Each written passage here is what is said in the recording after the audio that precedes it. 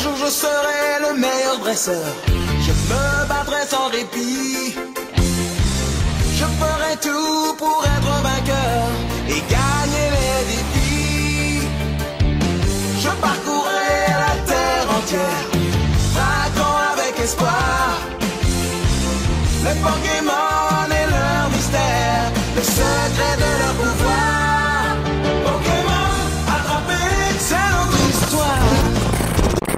Je suis sûr que vous avez déjà entendu ce générique. Enfin, j'espère. Avant de commencer, je propose à votre doigt de glisser vers le bouton like et le bouton s'abonner. Je lui propose aussi de partager cette vidéo à 3 de vos amis. Eliève, croire en nos rêves. Et si vous arrivez à faire ces 3 étapes en moins de 10 secondes, et bah vous pouvez m'envoyer le mot pédiluve sur Instagram. Bonne chance et j'espère que vous allez pas trop réussir parce que ça va être sacrément chiant. Depuis quelques semaines, tout le monde reparle de Pokémon. À travers des ouvertures de boosters Pokémon comme Michou ou bien même David Lafarge Pokémon ou bien même Léo qui vient d'ailleurs de sortir sa vidéo. Quand vous aurez terminé de regarder celle-ci, je vous laisse aller voir la sienne d'ailleurs, elle s'affiche dans le petit i juste ici. Je vais donc aujourd'hui retracer l'histoire d'une des plus grosses franchises de jeux vidéo, mais pas que, au monde.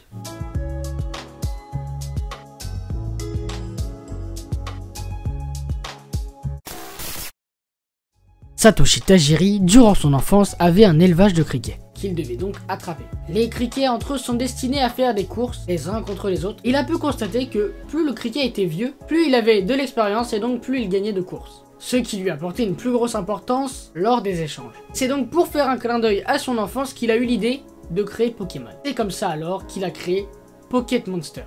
Ça s'appelait pas encore Pokémon à cette époque. En 1996 sortent Pokémon vert et rouge sur Game Boy. Et hop, ça fonctionne très bien au Japon, avec plus de 10 millions d'exemplaires vendus. Suite à ça, une série animée et des cartes à l'effigie des jeux vidéo sortent. C'est aussi à ce moment-là que Pocket Monster se contracte et devient Pokémon. Poké qui est le début de Pocket, et Mon qui est celui de Monster. Pokémon débarque aux États-Unis 2 ans après, tout est donc adapté en anglais, les cartes, le dessin animé et les jeux, notamment Pokémon rouge et bleu qui sortent et battent des records, avec 30 millions d'exemplaires vendus. L'année suivante, en 1999, Warner Bros sortait leur film Mewtwo contre-attaque. Et c'est d'ailleurs l'animé avec le plus gros succès au box-office. L'an 2000 pour Pokémon signifie aussi le début de la deuxième génération, avec Pokémon Or et Argent. Le second film Pokémon est entre-temps sorti et a rapporté 133 millions de dollars. C'est incroyable, l'animé est le programme préféré des enfants de 2 à 11 ans. Et malgré ça, les 2 prochains films bident. Ils rapportent à eux deux 1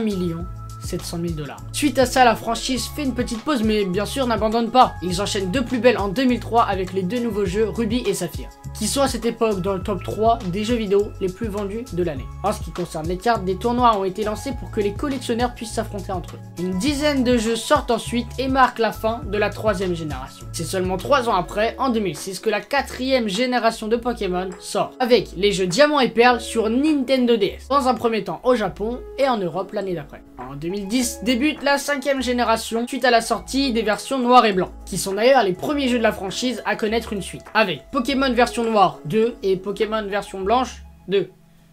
Assez originaux les noms. On enchaîne directement avec la 6e génération de Pokémon, avec en 2013 Pokémon X et Y qui marque cette nouvelle génération. C'était une dinguerie.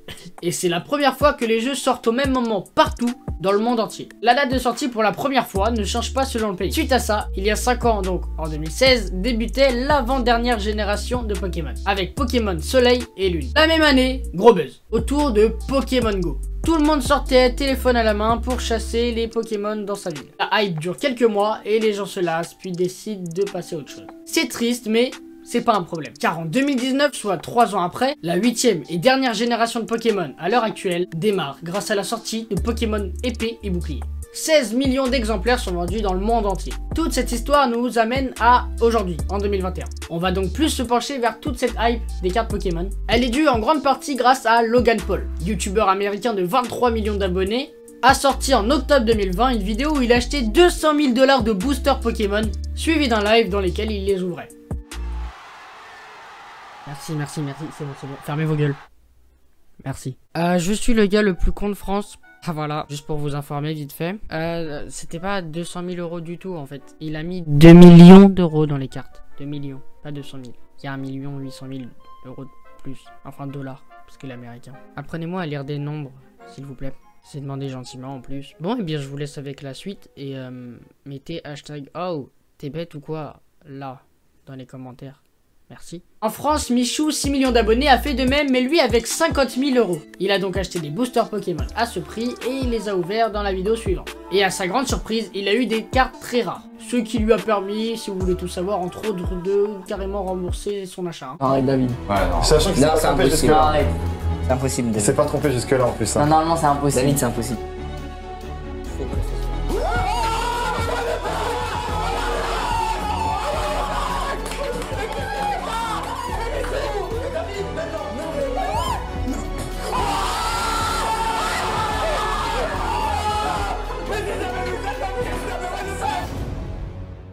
Suite à cette vidéo, toute la sphère YouTube française s'est enflammée. Et de nombreux youtubeurs se sont improvisés David Lafarge pendant un live ou une vidéo. Terminé, un jeu de rôle Pokémon devrait sortir l'année prochaine. Est-ce que vous serez au rendez-vous? Dites-moi tout ça en commentaire. En tout cas, moi je vous donne un second rendez-vous dimanche prochain à 18 h sur cette chaîne pour parler soit de McDonald's ou de YouTube. C'est à vous de décider en commentaire avec le hashtag thread historique. Bon, il est vraiment pété ce hashtag, mais peut-être on va s'habituer un jour. Je vous donne aussi rendez-vous sur la chaîne de Léo. Vous aurez juste donc à cliquer sur le petit i en haut à droite. Avant de partir, le like, l'abonnement et le plus important, le partage. À la semaine prochaine, c'était Hélène.